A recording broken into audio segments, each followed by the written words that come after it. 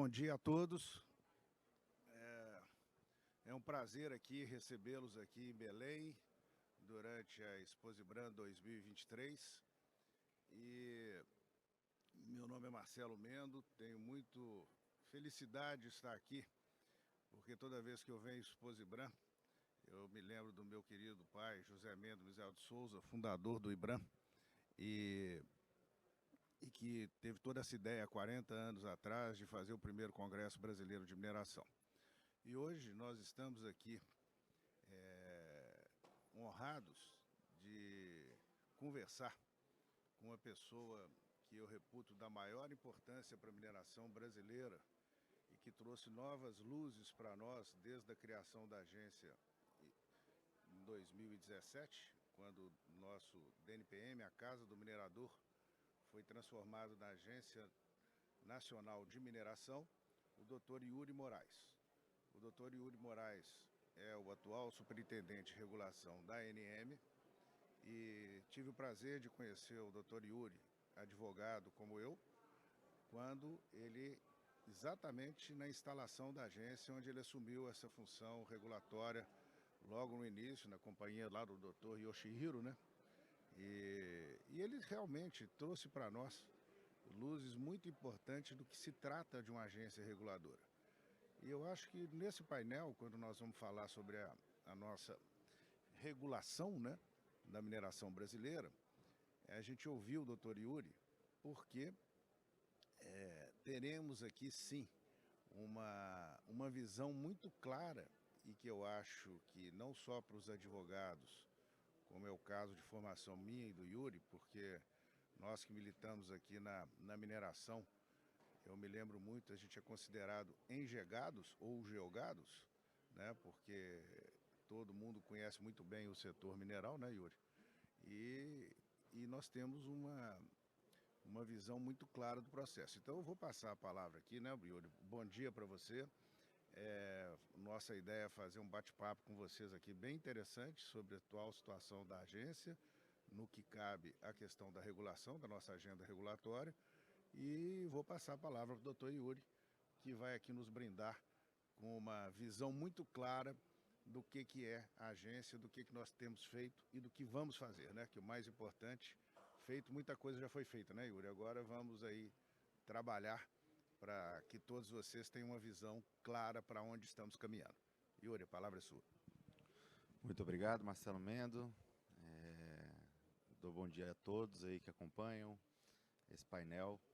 Satisfação enorme estar aqui no Exposibran hoje para falar desse tema tão importante que é a agenda regulatória aí da ANM, né? A gente teve um pequeno probleminha aqui com a apresentação, muito provavelmente deve ser projetada em breve, mas a gente não pode perder tempo, né? Vamos começar aí a falar desse tema tão importante. Antes de adentrar nos projetos específicos da agenda regulatória da ANM, né, a gente vai, me deve falar um pouquinho de cada um deles e dar alguns spoilers aí para quem estiver acompanhando, né, de que espera, né, que se pode esperar da ANM nos próximos meses aí, inclusive em relação às alterações que a gente está promovendo na agenda regulatória da agência.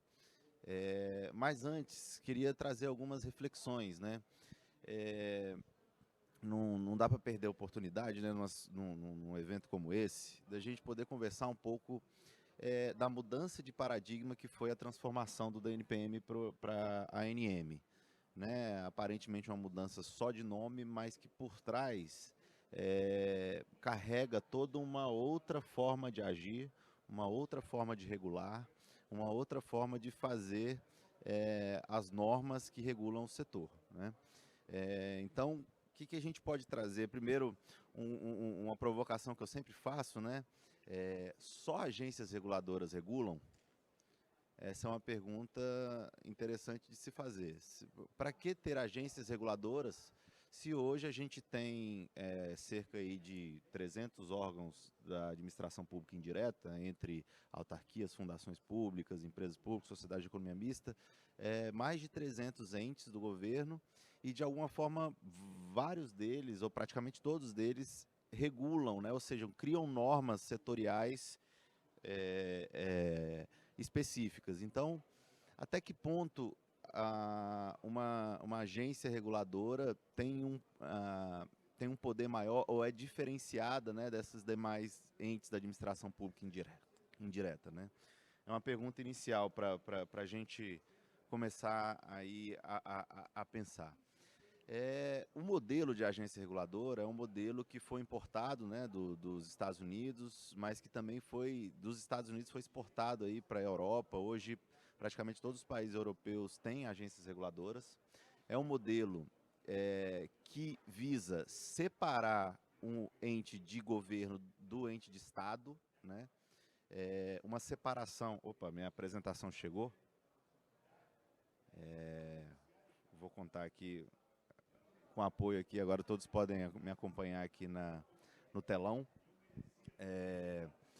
Então, a criação da agência, né, ocorreu em 2017, com a instalação no final de 2018. E qual que é o recado que o Congresso Nacional passa quando cria uma agência reguladora? É um setor que precisa de segurança jurídica, que tem alto investimento privado e não pode ficar à mercê das variações de governo, né? Naturalmente, as alterações governamentais elas geram uma mudança de perspectiva de trajetória do que estava sendo feito, que estava sendo construído. Então, alguns setores econômicos, onde os investidores aportam muito dinheiro, precisam de uma segurança jurídica. Precisam não estar à mercê dessas variações governamentais. Então, precisa de um órgão de Estado que dê essa segurança jurídica. Então, essa é a função principal da agência reguladora, é trazer tecnicidade e segurança jurídica a um setor. E com a criação da ANM, né, houve uma separação muito clara de funções entre o Ministério, né, o Ministério de Minas e Energia, que é o formulador de políticas públicas, e a agência, que é o implementador dessas políticas, né? E para implementar essas políticas tem autonomia técnica, funcional, independência de atuação. Então, houve essa mudança, né? Agora os diretores passou a ser um órgão colegiado, com diretores com mandato fixo, e também houve uma ampliação do poder normativo da agência. As agências reguladoras, ela tem um poder normativo ampliado. Como ela tem a função de regular o mercado da melhor maneira possível e tem a expertise técnica, a agência reguladora é a responsável por definir o detalhamento de alcançar o objetivo que o legislador colocou. Então, a lógica o legislador, como diz nessa fala de Moraes, né, o Poder Legislativo deverá, nos moldes norte-americanos, estabelecer os parâmetros básicos na forma de conceitos genéricos, né, os standards, cabendo às agências reguladoras a atribuição de regulamentação específica. Então, eu brinco que o Legislativo desenha a moldura, determina a moldura do quadro e o que deve ser pintado, e cabe à agência reguladora fazer a pintura, ou seja, o detalhamento daquilo que se busca no setor, né? E aí vem, a partir dessa mudança de paradigma da NPM para a ANM, um poder normativo ampliado, uma separação do âmbito político, do formulador de políticas públicas, que é o Ministério, vem o questionamento de qual seria o papel do agente regulador, né? Aí a gente tem duas figuras, né? O Triângulo de Ferro, que ficou conhecido nos Estados Unidos na época da Primeira Guerra Mundial, que os jornalistas falavam de como era a relação entre o Congresso, entre os grupos de interesse e a burocracia, que às vezes ela poderia ser uma interação positiva, né, que seria o caso do lobby regulamentado hoje, né, nos Estados Unidos, ainda que não no Brasil, infelizmente, e aquele apoio negativo, né, que seria no primeiro triângulo aí, esse lado vermelho. Então, essas interações elas podem ocorrer de forma legítima ou ilegítima. Como mudar esse parâmetro do Triângulo de Ferro, que foi essa relação colocada lá na época da Primeira Guerra Mundial nos Estados Unidos, para o que se espera da regulação, que é o Triângulo da Regulação, no qual o regulador, que é esse ente central aí em vermelho, o regulador ele deve ficar numa posição de equidistância entre os polos, né? Por quê? Porque um dos principais papéis da agência reguladora é fazer uma harmonização de interesses distintos. O campo regulatório é um campo de batalha, em que vários agentes, né, cada um com seus próprios interesses, vão ali digladiar-se ali para poder cada um fazer valer a sua própria vontade. O papel do regulador é ser um ente harmônico, independente, autônomo, que não se inclina em nenhuma dessas vontades. Quando o regulador está mais próximo de um desses atores, ocorre o fenômeno da captura, muito falado na literatura regulatória. Quando ocorre a captura regulatória, a agência deixa de atuar legitimamente. Né? Ela passa a defender interesses de algumas empresas, ou interesses do governo, ou às vezes até interesses dos consumidores, no caso de outras agências que têm uma interação direta com o consumidor final. Então, o papel de uma agência é sempre fazer esse equilíbrio, nunca defender os interesses só de das partes para não ser capturado e não perder a legitimidade, que é o que se espera desse ente de Estado. E no caminhar aí da teoria regulatória, né, muito se discutiu sobre se o Estado tem que ter uma atuação mais robusta, né, ou mais simples, menor, um Estado mais inchado ou menos inchado. E dos anos 90 para cá surgiu uma teoria que se chama teoria da qualidade regulatória, do Better Regulation, que diz o seguinte, basicamente: o ideal é que a atuação estatal seja estritamente técnica e transparente diante da necessidade. Ou seja, o Estado não deve agir simplesmente pela sua própria vontade, mas diante de um problema regulatório é que deve vir o braço estatal para que seja feita uma atuação técnica e transparente. Né? E isso sempre baseado em evidências e pautada pelo diálogo. Essa interação que hoje a gente faz por meio de audiências públicas, consultas públicas. Então a gente tem esse tripé aí da governança regulatória, né? Governança vista aí como transparência, como melhores práticas. Uma atuação pautada pela previsibilidade e transparência, né, por meio de uma agenda regulatória, ou seja, um planejamento normativo conversado com o setor, em que a agência estabelece ali quais são as prioridades, quais são os temas que irá regulamentar num decurso de tempo. Aí, no nosso caso, a agenda regulatória da ANM é bienal, então no período aí de 2 anos, quais são os temas que a gente pretende regulamentar. Dessa forma, a gente tem a previsibilidade, a gente não pega o setor de surpresa e ainda o setor passa a acompanhar o projeto e sabe que em algum momento ele será chamado para conversar, para trazer ali as posições, o que ele entende que é relevante. Toda a parte de fundamentação técnica, ou seja, não basta a gente fazer norma, a gente tem que fundamentar. O dever de motivação numa agência reguladora é um dever de motivação ampliado. A gente precisa trazer todo o subsídio por trás ali que baseou aquela norma regulatória. E, por fim, a participação social, que é justamente essas rodadas de diálogo com a sociedade. Então, basicamente, muita coisa mudou do DNPM para a ANM nesses últimos anos. E aí, já entrando na agenda regulatória propriamente dita, né, a gente tem aí que é um instrumento de planejamento da atividade normativa, ele deve ser alinhado com o planejamento estratégico, o plano de gestão anual, ele dá previsibilidade e transparência, ele define os temas prioritários e organiza o trabalho internamente. Né? Então, sob o âmbito externo, né, para a sociedade, ele passa um recado. São esses temas que a gente quer normatizar nesse período, se preparem que a gente vai chamar vocês para conversar. E no âmbito interno também define as prioridades, organiza os grupos de trabalho e passa a ter uma organização melhor ali do que deve ser feito ou não. Para que se tenha ideia do âmbito regulatório da mineração, que é bem peculiar, né? Na primeira agenda regulatória da ANM, que serviu para o biênio 2020-2021, a gente levantou cerca de 140 temas para poder constar na agenda.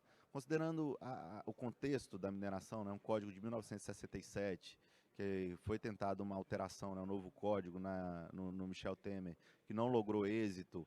Aí foi editado um regulamento, né, o decreto 9406, que colocou várias atribuições para a ANM. Há hoje uma demanda muito alta normativa do setor. O setor busca hoje a ANM para que a ANM elabore normas para que possa gerar mais segurança jurídica para o setor minerário. É uma peculiaridade nossa. Isso não ocorre em outros setores regulados. Em outros setores regulados, normalmente, o próprio regulador toma a iniciativa normativa e a iniciativa privada não tem tanto esse interesse, né, porque já está bem posto ali, já tem uma maturidade do que se espera, de todo o arcabouço normativo, já tem uma padronização. Esse número, né, a gente fez a primeira agenda aí com 30 temas, que resultou em 9 projetos concluídos, ou seja, 9 resoluções, muitas delas bem importantes, como eu vou falar aqui daqui a pouco. 7 análises de impacto regulatório aprovadas. E na agenda 22 e 23 esse número de temas aumentou ainda mais, 178 temas, né, que a própria iniciativa privada, né, trouxe para a ANM, sugerindo que a gente regulamentasse. Né? Então, essa agenda vigente da ANM tem 25 temas, e já foram 6 projetos concluídos, uma avaliação de resultados regulatórios publicada e já 5 resoluções editadas. Hoje, né, a agenda regulatória da ANM tem 6 eixos temáticos, a gente está incluindo o 7º aí já no desenho, que é o eixo temático de segurança de barragem de mineração. E aí, aqueles que vêm acompanhando aqui a nossa fala, trazer alguns spoilers aí do que vai acontecer na agenda regulatória da ANM, né? Tendo em vista essa situação de greve que se encontra a agência agora, em busca dos pleitos legítimos e justíssimos de equiparação, de estruturação da agência, houve um caminhar um pouco mais lento dos temas da agenda regulatória nesse primeiro semestre de 2023. E também o Ministério está finalizando o plano plurianual, né, que vai aí definir a política do setor mineral para os próximos 4 anos. Esse plano plurianual vai gerar uma revisão do planejamento estratégico da Agência Nacional de Mineração, e esse planejamento estratégico tem que estar refletido na agenda regulatória. Então, diante desse contexto todo, qual que foi a nossa opção? Postergar por mais um ano a vigência da agenda regulatória 2022 e 2023. Ou seja, essa agenda excepcionalmente vai ter vigência trienal, né? A gente vai falar ainda muito dela no próximo ano. Já tem muitos projetos em fase avançada de desenvolvimento, em fase intermediária, e nossa ideia é que até o meio do ano que vem a gente consiga aí praticamente finalizar grande número dos projetos da agenda regulatória. Então, além disso, tem a criação do eixo temático 7, de segurança de barragens, e a inclusão de alguns novos temas aí importantes para o setor, como a consolidação da guia de utilização. Nossa ideia aí é, agora, nessa alteração que vai ser realizada da agenda regulatória, incluir o tema de consolidação da guia de utilização, dentre outros aí bem importantes. Então, falando bem rápido aqui, minha fala já me adiantei bastante, mas perpassando aí os projetos da agenda regulatória.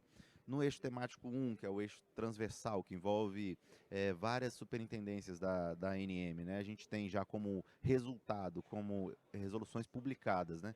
A resolução do processo administrativo sancionador da ANM, a resolução 122, que inclusive a gente está fazendo um processo de revisão agora para ajustar alguns pontos que o setor trouxe para a gente, que eventualmente estariam desproporcionais. Então a gente está fazendo todo um estudo interno agora para ajustar alguns pontos dessa resolução.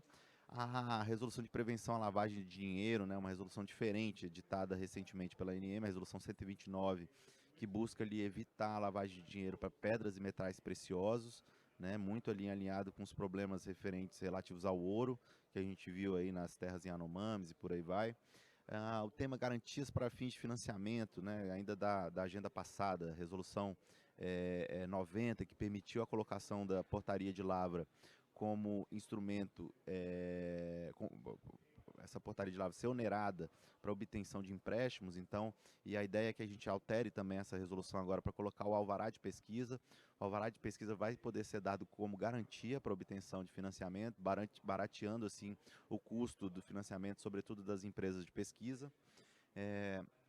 A resolução de aproveitamento de rejeitos, muito importante para o setor, a resolução 85 também, que trouxe uma segurança jurídica aí para que as empresas investissem, né, no aproveitamento de estéreis e rejeitos.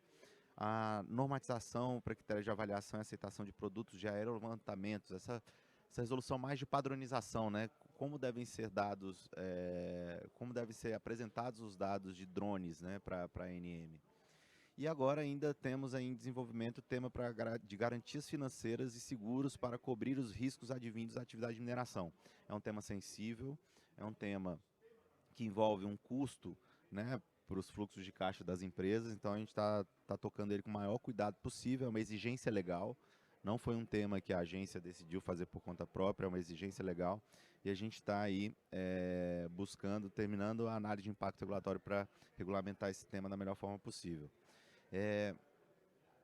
No eixo temático 2, né, temos aí como resultado a avaliação de resultado regulatório da disponibilidade de áreas, que foi aprovada pela resolução 24 de 2020. Essa avaliação de resultado regulatório demonstrou que um novo processo de disponibilidade de fato alcançou os objetivos, né? Deu mais celeridade, um ganho de escala bastante significativo, então foi bastante positivo, né? Foi essa conclusão que essa avaliação de resultado regulatório chegou.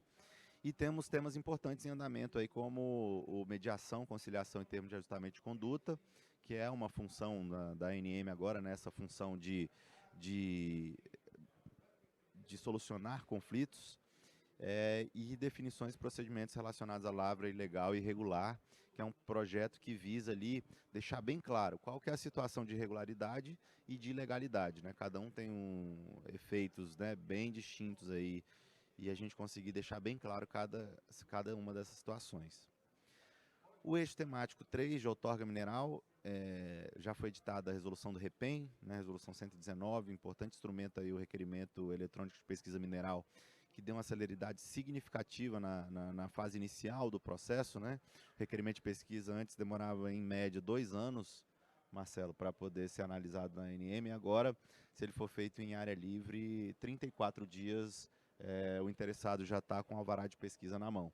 Então foi um sistema robusto, feito, e a nossa ideia agora é atuar nas próximas etapas da cadeia.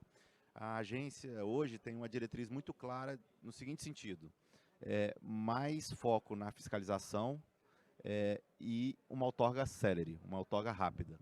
É esse o foco dessa diretoria colegiada.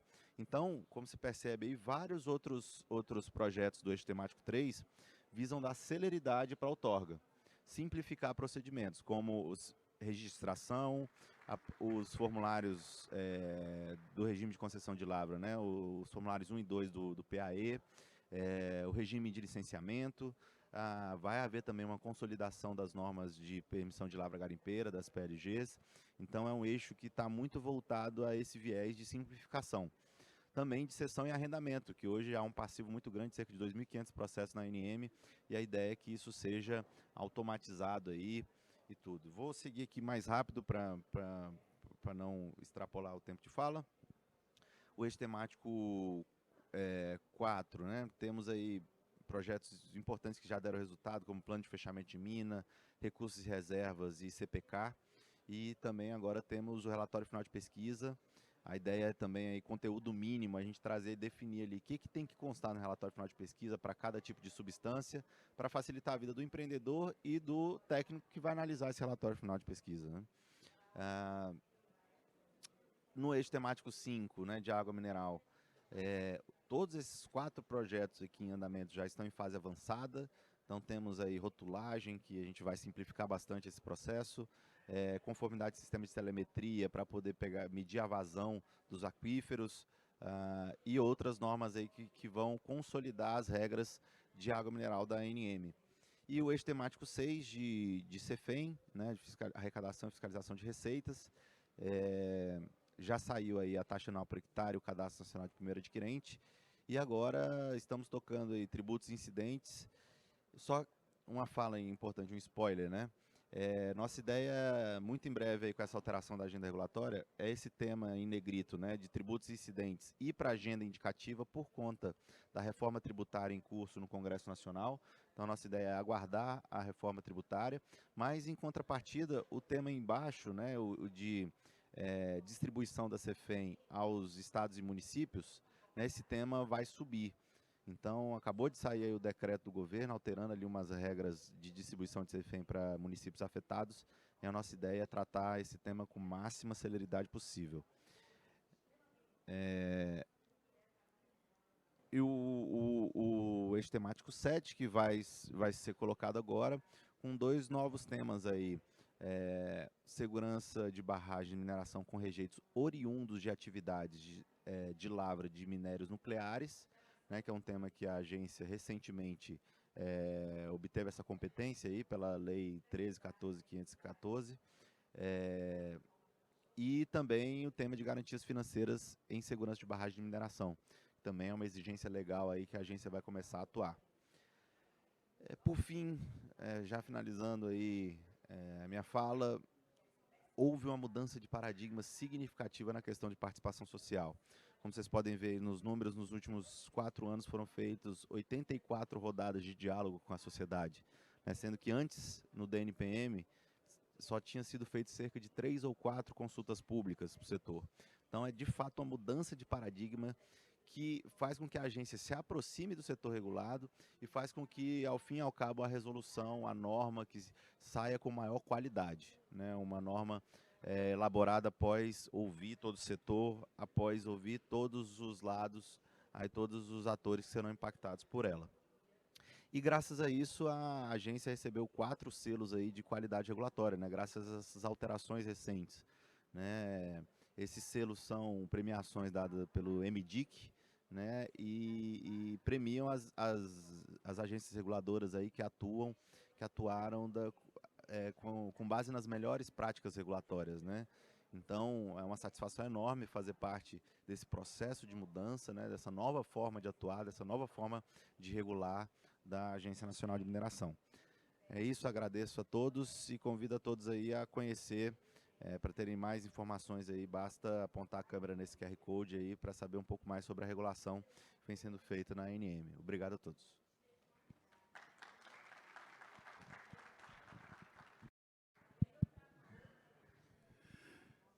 Excelente, Yuri.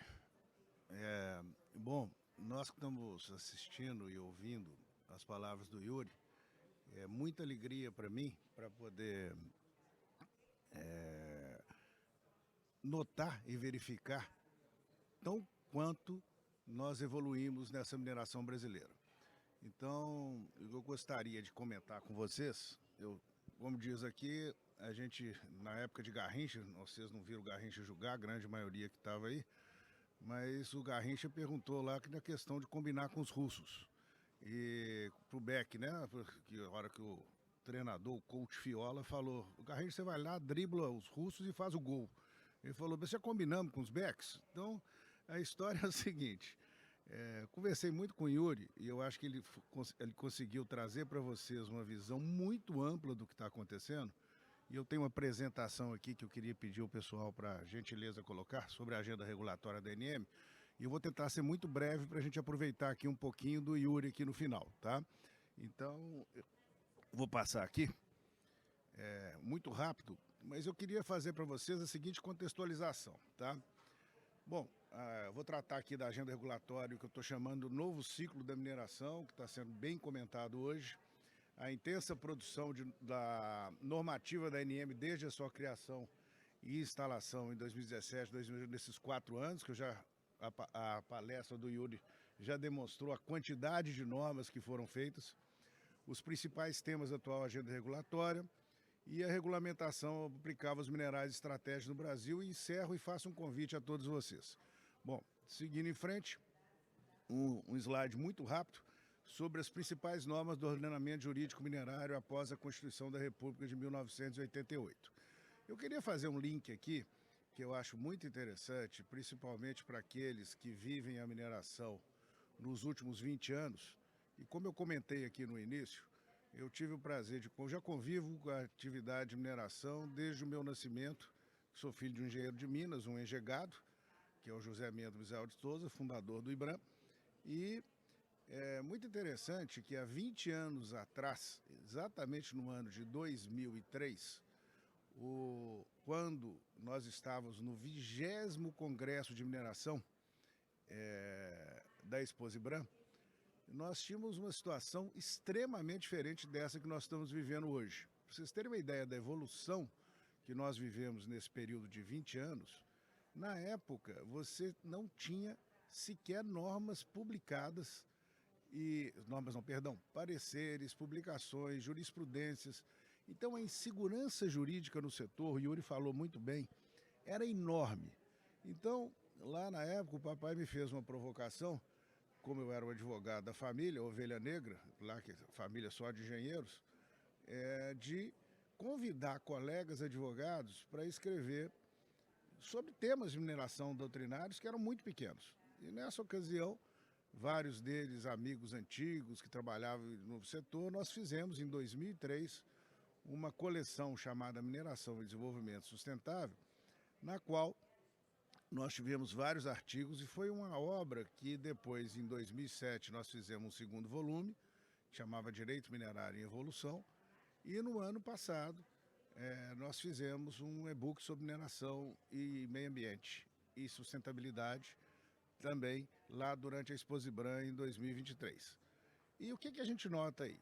É que a gente vê essa série de leis que foram vindas, mas o que realmente alterou foi a partir de 2017, onde nós tivemos essas medidas provisórias que foram convertidas na Lei 13.540, que alterou as legislações do CEFEM. Nós tivemos a medida provisória 790, que não foi convertida em lei, que já permitia alterações do Código de Mineração, como o Yuri falou, após aquela tentativa de uma renovação do marco legal da mineração. Tivemos a medida provisória 791, que foi convertida na criação da ANM, que é muito importante, porque além da criação da ANM, ela trouxe premissas muito claras sobre, por exemplo, a declaração, que a agência tinha algumas funções diferentes diante de tudo isso que o Yuri comentou aqui. E depois o decreto 9.406, que é o novo regulamento do Código de Mineração, pasme, que não tinha sido alterado desde a sua criação com o Código de Mineração de 1967. Então houve uma ampla alteração do Código, onde todo esse período de 1967 a 2017, nós estamos falando aí de 50, 60 anos, né?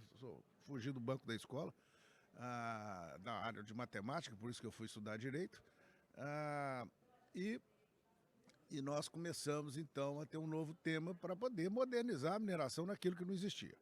Bom, isso aqui demonstra, isso aqui é uma linha do tempo, gente, que eu não coloquei tudo não, são as 140 normas, mas isso demonstra essa intensa produção normativa da ANN que o Yuri trouxe ali naqueles eixos temáticos. Então, vocês verem, desde 2018, a Resolução 1 disciplinou o registro da extração, tá? E depois eu vou fazer alguns destaques aqui. Nós tivemos, eu estou anotando em azul, a questão do protocolo digital. Nós começamos a entrar na era da digitalização. Não só isso que o Yuri comentou, uma informação muito interessante, mas eu comento que a maior dificuldade para quem militava no setor era a cópia de processos. Para vocês terem ideia, isso deu uma modernidade ao setor enorme. Você tinha uma dificuldade enorme de ter acesso aos processos da ANM. Isso no século XXI era algo impossível de fazer. Eu até considero que essa possibilidade talvez tenha sido o primeiro dos maiores ganhos da agência quando se começou a digitalizar os processos. Por quê? A agência foi criada, nós tínhamos aí 2.000 cargos e com apenas 900 servidores hoje. Então, como o diretor da ANM disse recentemente, né, Yuri? A agência está vivendo realmente uma greve legítima e nós precisamos de um agente forte, porque a agência está operando com 30% de participado, ela está em estado de greve desde a sua criação. Então, ela está operando com 30% e não é possível, diante de tudo que nós estamos vendo da necessidade da mineração brasileira, nós não temos uma agência com condições mínimas de fazer aquilo que é da sua criação, que é a gestão dos recursos minerais do Brasil, essa regulação. Então, isso é muito importante. Bom, o Yuri também comentou sobre a disponibilidade, a linha azul em 2020. Em 2021, nós tivemos 3 resoluções que são importantíssimas sobre o plano de fechamento de mina, que dá uma ideia de sustentabilidade, capitaneado por muitas pessoas na ANM, principalmente pelo diretor que está representando hoje o Dr. Roger, que foi um dos grandes precursores dessa resolução e teve muita coisa moderna que aconteceu de regularização. A questão do reaproveitamento de rejeito estéril, e esse direito minerário como garantia em operações financeiras. Gente, isso é fundamental para o desenvolvimento da mineração no Brasil. Quem estava na abertura aqui ontem viu claramente a posição do presidente do IBRANDO, tanto que incomoda nós não termos recursos para desenvolvimento de uma atividade tão importante e necessária e essencial para o desenvolvimento sustentável do Brasil. Então, quando se fala em ESG, como que, por exemplo, eu fiquei impressionado com o dado da Febraban de 2,300 trilhões de reais e 0,9% apenas é destinado a investimento à mineração. Por quê? Quem milita aqui sabe que nós estamos vivendo uma atividade de longa maturação, que exige muita inspiração e dedicação desde a pesquisa mineral, e um projeto de altíssimo risco, e que nós temos bolsas no mundo inteiro, inclusive a Bolsa Brasileira querendo chegar, e se nós não tivermos uma estrutura de dar condições a quem pesquisa, de claramente dar a condição dos direitos minerários em garantia para que obtenham esses financiamentos e que possa a mineração operar, então nós estamos na reta correta, nós estamos dentro do que mundialmente se faz nos países tradicionalmente vinculados à questão e que tem um potencial minerário como é o Brasil. Temos também a classificação dos recursos em reserva em 2022 e temos a resolução 129, interessantíssima hoje, sobre a prevenção de lavagem de dinheiro e financiamentos ao terrorismo de armas de destruição em massa. Gente, fundamental, né? Não dá nem para falar em ilegalidade aqui num painel como esse, mas a mineração não pode ser confundida com mineração ilegal, né? Então isso não existe, né, no ordenamento jurídico, e isso é um tema super importante hoje. Paralelo a isso tudo, nós tivemos eventos de barragem, e aí lembrando a minha sócia, a especialista na matéria, a doutora Paula Azevedo, que está aqui muito bonita, de branco, nos assistindo, né, Yuri? Ela e a doutora Daniela de Quimiso, e todos vocês que estão aqui nos ouvindo. E tudo isso com essas normas regulatórias que foram essenciais do eixo transversal de barragens. Eu não vou nem comentar isso, isso foi a grande questão na mineração. Lembrando que nós não tínhamos praticamente norma nenhuma no Brasil até 2010, e a partir do evento de Mariana em 2015, nós começamos uma intensa normatização para poder regularizar a segurança, e que é aquilo que é essencial para a atividade de mineração, cuidando das pessoas e etc. Então, nós temos hoje uma regulação muito interessante, em franco desenvolvimento ainda, porque uma temática que no mundo do direito é nada, se você pensar de 2015 ou 2010, a primeira resolução da Agência Nacional de Águas que cuidou todo desse processo, mas é realmente uma questão muito grande. Bom, o que nós temos de principais temas da atual agência regulatória? Hoje, eu elegi esses 6 temas aqui, que são muito importantes, doutor Yuri, para a gente poder, eu falo aqui que eu, pelo menos do que eu converso com meus clientes, com o pessoal do escritório, que a gente acha muito importante, nós temos que evoluir para essa dos meios alternativos de solução de conflitos. Isso é algo essencial para o desenvolvimento conciliatório, do mundo da arbitragem, da mediação. Eu acho que a agência tem esse papel que é muito importante e que precisa ser desenvolvido. A simplificação dos processos de cessão de arrendamentos minerários, né? O arrendamento ele é importante, é uma cessão temporária do direito minerário, até para a questão das garantias, vamos pensar na alienação fiduciária, pelo modo que está na legislação, isso é fundamental para você organizar as averbações de alienação fiduciária que muitos agentes financeiros exigem aí da mineração, e a gente entende que é possível. E a simplificação dos processos para a outorga de concessão de lavra, isso é fundamental. O Yuri falou não só da guia de utilização, mas nós não podemos ficar, depois de longos tempos de pesquisa, não ter condição do minerador explorar ou explotar os seus direitos. Atualização de aperfeiçoamento das normas regulamentadoras da mineração. Esse ponto, né, Yuri, que eu sempre até comentei com você recentemente, da declaração de utilidade pública para servidão minerária e desapropriação, isso é algo, desde que a mineração é uma atividade de interesse, interesse social e de utilidade pública, interesse social no que tange a extração de areia, saibro, minerais para construção civil e de utilidade pública, isso definido pelo Código Florestal, mas ela é desde 45, ou de 1900, com decreto de apropriação, considerada uma atividade de utilidade pública no nosso ordenamento jurídico. Isso é fundamental para o desenvolvimento da mineração. Nós somos uma atividade de interesse público e precisamos ter disso. E eu entendo, até comentei com o Yuri, que isso é algo para o setor, isso é muito importante. E, como ele falou, a questão da água mineral de rotulagem, que é um tema que eu acho também muito relevante. Bom, agora, gente, eu já estou finalizando aqui. O que acontece? Nós temos algo importantíssimo que nós estamos vivendo hoje, que é a temática de todo esse congresso, que é a questão da mineração ESG, a questão aí da transição energética, a questão que para a transição energética nós temos uma regulamentação aplicável aos minerais estratégicos no Brasil. Nós tivemos o decreto de 2021 que institui a política pró-minerais estratégicos, né, que depois a resolução do MME que dispõe sobre o funcionamento aí do Conselho, né, do Comitê Interministerial de Análise de Projetos Minerais. Temos a resolução MME que define a regulação dos minerais estratégicos.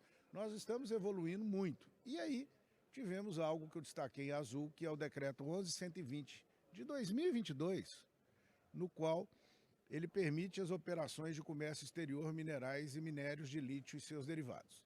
Esse decreto, como nós vimos ontem também na aprovação e também bem colocado pela doutora Ana Cabral, né, na Sigma, o projeto do Vale do Lítio, ou como diz a doutora Stephanie e a doutora Paula no artigo que vão ser lançado hoje na NM, a nova era do lítio foi o termo que elas utilizaram. Eu prefiro o ciclo do lítio, mas era é mais bonito do que ciclo.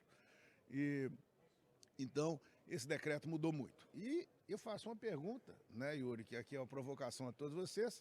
Há necessidade de alguma regulamentação específica pela ANM? Já antecipo minha resposta. Eu entendo que não, mas é sempre bom. Exatamente o que o Yuri colocou para vocês. Porque os estándares estão feitos e é sempre muito bom que o setor tenha segurança jurídica, que é algo que é necessário para que a gente possa evoluir. Bom, eu vou dar aqui para vocês uma visão muito interessante e voltando um pouquinho à temática dos últimos 20 anos. Eu recebi essa fonte aqui da OECD, foi elaborada pelo Paulo Morcelho para o blog do Valor Adicionado. Isso aqui é o que eu estava comentando com vocês nos últimos 20 anos no Brasil. Gente, é impressionante como o Brasil mudou, né? Então, eles dividiram aqui a distribuição das exportações do Brasil por nível tecnológico desde 1990, onde que eu tive o prazer de ter o meu primeiro filho nascido, que é um advogado muito interessante, que está me assistindo aqui hoje, muito orgulhoso dele, que é o Daniel. Tá? Então nós temos aqui, desde 90, nos últimos aí 30 anos, né, eu falei para vocês que eu não sei fazer conta de direito, né, matemática, mas nos últimos 30 anos, pasmem, o nosso modelo mudou completamente. Completamente. Nós tínhamos aí a indústria, ela dividida por nível de tecnologia, aí, que é o gráfico azul, ela representava a indústria de média e alta tecnologia. O gráfico ficou um pouquinho cortinho, né? A de alta tecnologia em vermelho representava 4% das exportações brasileiras. A de média tecnologia, 21% das exportações brasileiras lá no ano de 1990. A de baixa tecnologia, materiais exportados, representava 37%. A indústria extrativa, 9%. E o agronegócio, 9%. 30 anos depois, nós tivemos uma inversão brutal disso. Hoje nós somos dentro do modelo, e nós estamos falando até o ano de 2021, tá? A mineração, a indústria extrativa mineral, é a maior pauta da exportação brasileira, 29% da distribuição, que aliada a outra commodity do agronegócio, no qual a mineração é essencial para fins de fertilizante, máquinas, produção e etc., representa 20%, ou seja, 49%, praticamente metade da pauta de exportações brasileiras.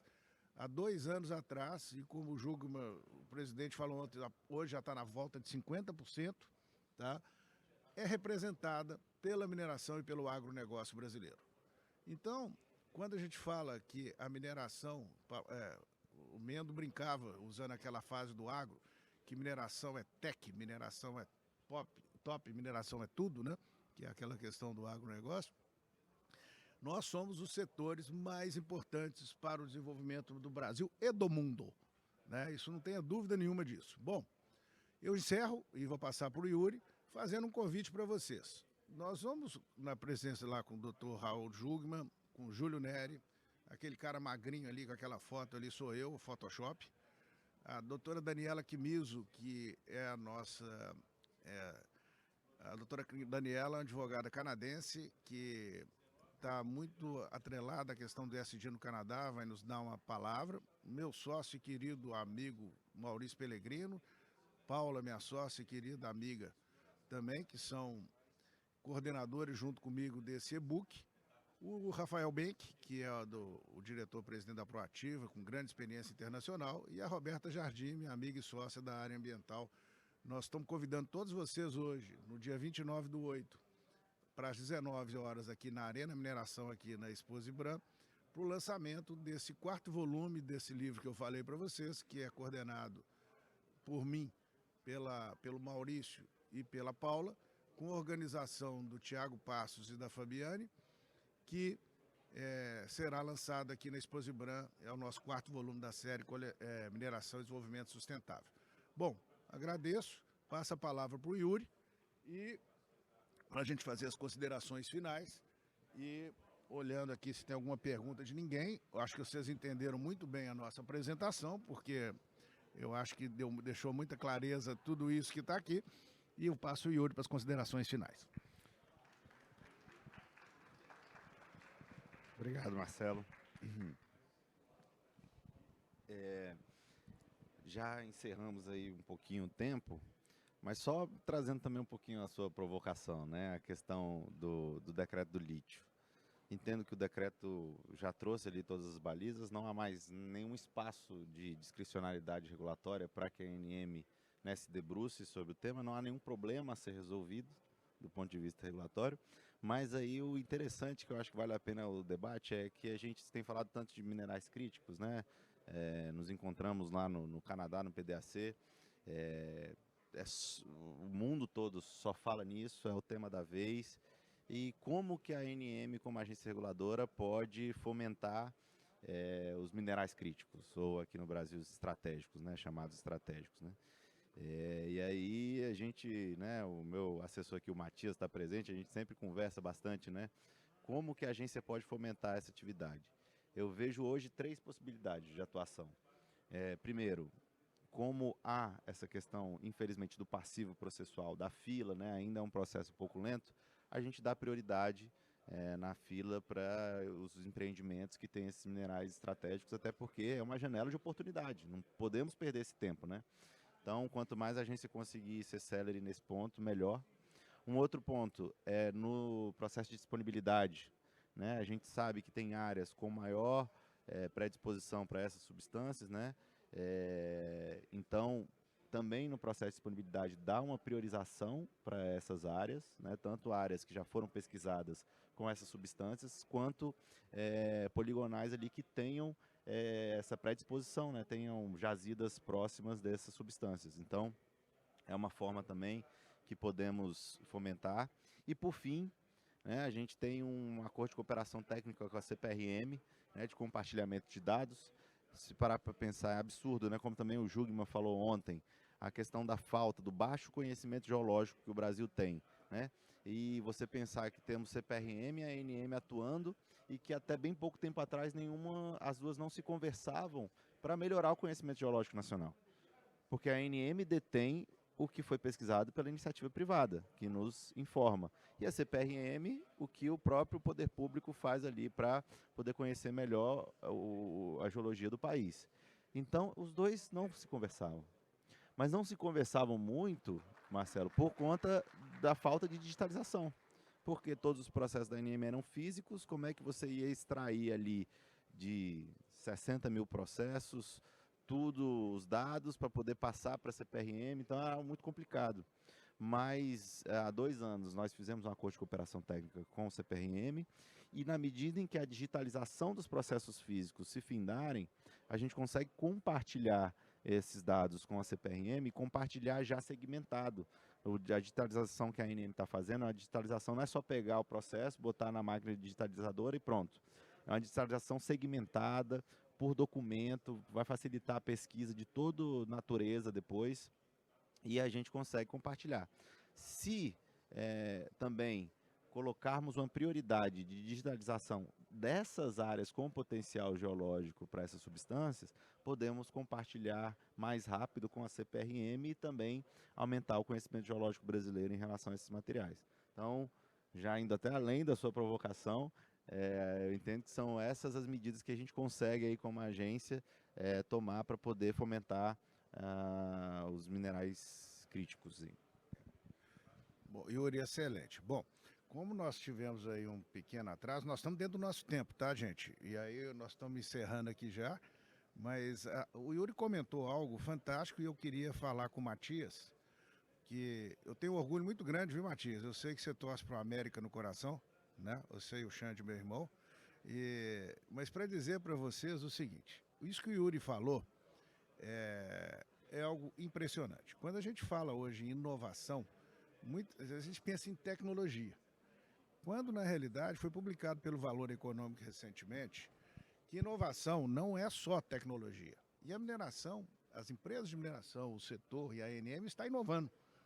Essa inovação, de tudo que nós vimos nos 5 anos, vocês viram a importância dessa normatização e da segurança jurídica para a questão da mineração. A ANM foi a última das agências a serem criadas, quase 30 anos depois da primeira, tem 4 anos de vida e tudo isso já foi feito. E o exercício de futurologia tem tudo a ver com a questão das oportunidades que nós estamos falando aqui. Se o Brasil tem condições excepcionais de esse novo ciclo da mineração brasileira, e aí, lembrando claramente isso, que o Brasil é um país mineiro, por isso que nós demos esse núcleo, mas nós estamos vivendo esse novo ciclo da mineração, que talvez seja uma oportunidade que eu vou te falar de lítio, né? Já que já passou do ouro, já falou do ferro, já falou dos minerais estratégicos. Não só o lítio, mas o Vale do Lítio é um bom exemplo que está mais... que a legislação está mudando e isso tudo que a ANM já está fazendo para algo que é algo de inovação essencial que chama gestão de conhecimento. O que nós temos de dados na ANM, na CPRM e o conhecimento geológico brasileiro, se a gente conseguir, com essa digitalização de gestão de conhecimento, com palavras-chave, fazer uma pesquisa, isso vai facilitar a vida, o investimento e o processo de evolução da mineração brasileira. Bom, eu vou fechar aqui, gente, um comentário. Eu estou bem saudoso e nostálgico aqui, porque toda vez que eu venho em Explosivo Brão, eu lembro do papai que viveu a sua ressurreição há 4 anos atrás também, exatamente quando o Yuri começou esse trabalho. E o Mendo era um grande incentivador da mineração brasileira, ele tinha na vida essa questão.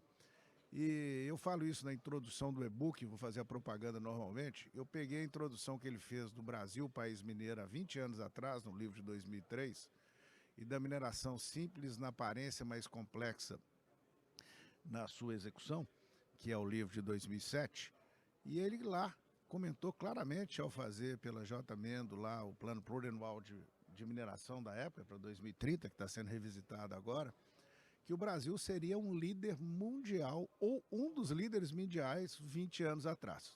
Isso está se concretizando. No PDAC agora, a gente notou que o Brasil é a bola da vez, né? Com clareza, né? Isso não é brincadeira. Todo mundo queria conversar com os brasileiros no PDAC. Eu vou lá há muitos anos e faço isso. Bom, estão pedindo para eu fazer o fim do nosso evento. Aquele atraso inicial eu compensei, mas nós já vamos encerrar, senão daqui a pouco o pessoal nos pega, né, Yuri? E espero que vocês tenham gostado do nosso bate-papo. Então, estamos eu e Yuri à disposição de todos vocês aqui para tudo que vocês desejam. Obrigado mesmo, um ótimo dia para todos e aproveitem o congresso.